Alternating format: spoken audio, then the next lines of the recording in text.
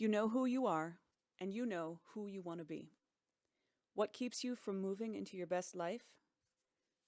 Fear. Of course, fear doesn't actually stop you. Fear says stop, and you obey.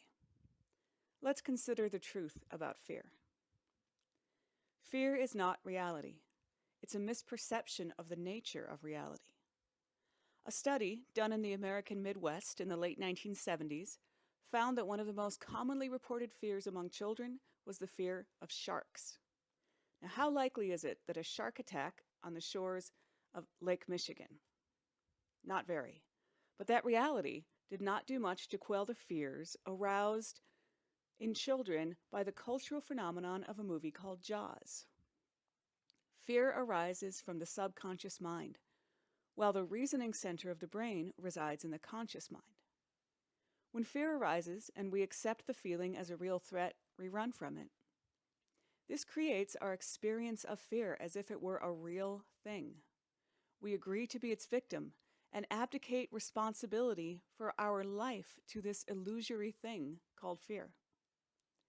How can we take back our own personal power and choose responsibility over victimhood?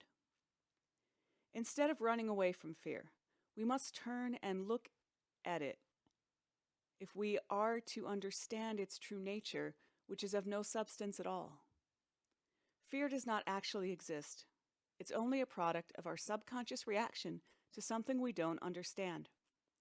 Children watching a horror movie about sharks do not have the reasoning capacity to realize that they are not in danger of a shark attack. Therefore, they experience that fear as real. As adults, we do have the capacity and the responsibility to choose to take our fears to task. Where do they come from? What are their origins? Why are we hiding behind them? What are we hiding from? One of the most common fears is that of public speaking.